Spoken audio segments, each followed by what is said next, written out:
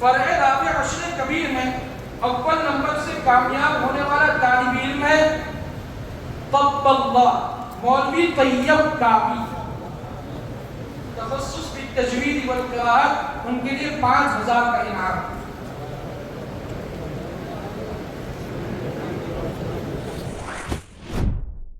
سخنورو وہ دوا کیوں نہیں دیتے، سخنورو وہ دوا کیوں نہیں دیتے، دل جس کا منتظر ہے اس کو بلا کیوں نہیں دیتے۔ مکرمی سامعین، صبر و ضبط کا دامن تھامے رکھیے، ہمارا یہ کارواں اپنی مسافت طے کرتے ہوئے منزل مقصود سے صرف ایک کڑی دور ہے۔ تو لیجئے اب بلا کسی تاخیر کے فرع رابع کے آخری اور جامعہ کے 26ویں مسابقہ لجنۃ القرہ اور اس نشست کے بھی آخری مزاحم مولوی طیب کعبی متعلق تخصص تجوید والقراءات کو آپ حضرات کی عدالت میں پیش کرتے ہیں۔ وہ آئیں اور اپنے دلسوز لب و لہجے میں قرآن کریم کی تلاوت سے محفل میں روحانی اور ایمانی فضا قائم کر دیں۔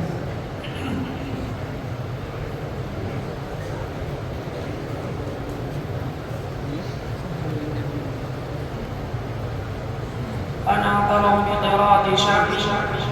برواية ابن ذكوان من طريق أبي بكر النقاش عن الأحوش من كتاب التجريد لابن الضحاك.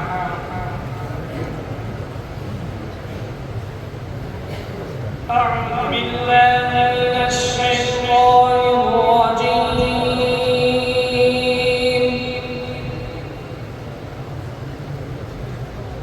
بسم الله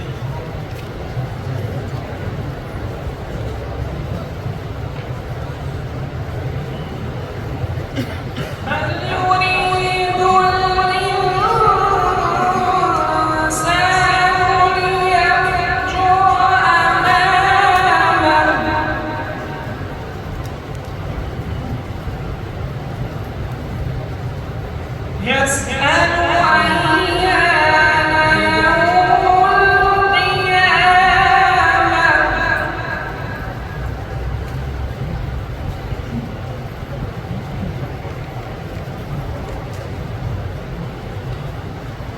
بل يريد الإنسان ليفجر أمامه يسأل أيان يوم القيامة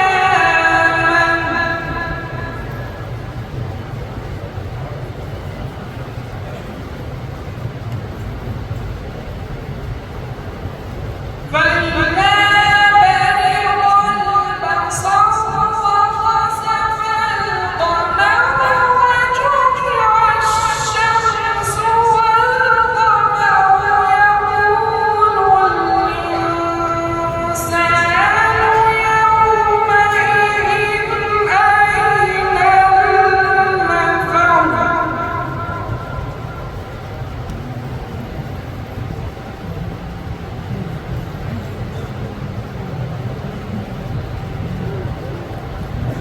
كلا لا وزر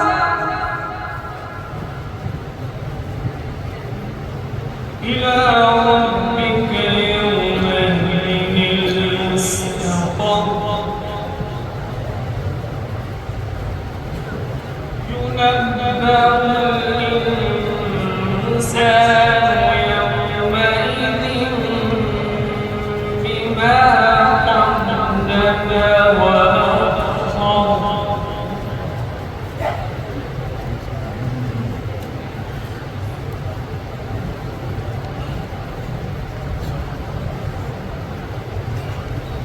بل الإنسان على نفسه بصيرة ولو ألقى معاذيره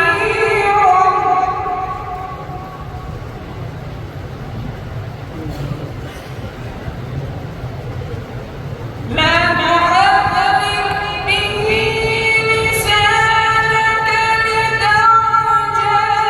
به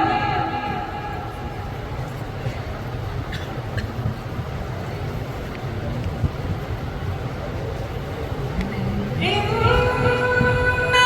علينا جمعه وقرآنه فإذا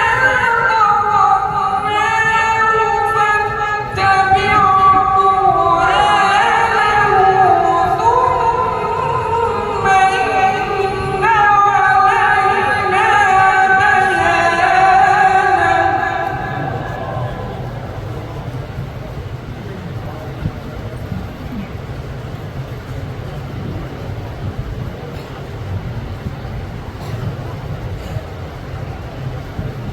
لا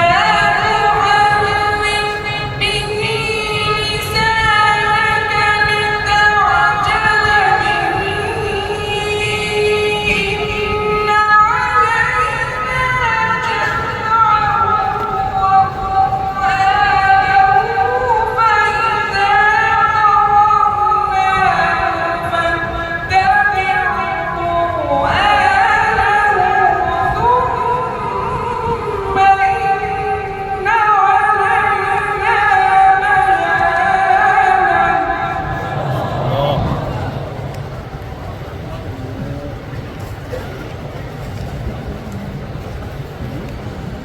كلا بل يحبون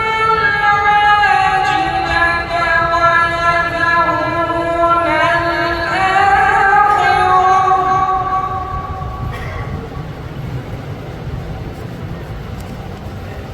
وجوه يومئذ ناظرة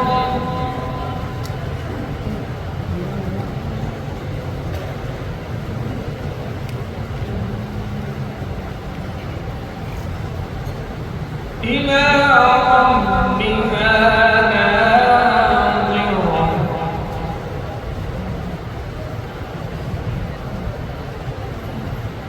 ووجوه يومئذ باسرة تظن أن يفعل بها فاقرة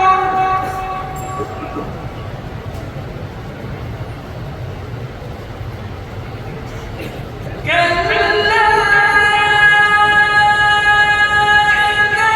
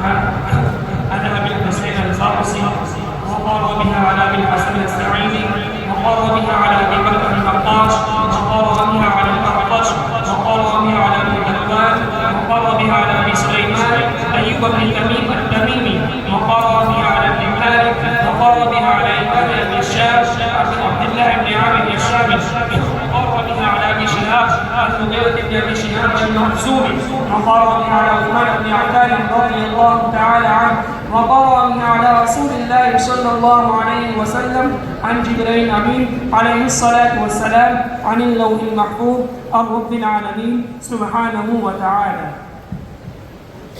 माशा अल्लाह, ये एजाज़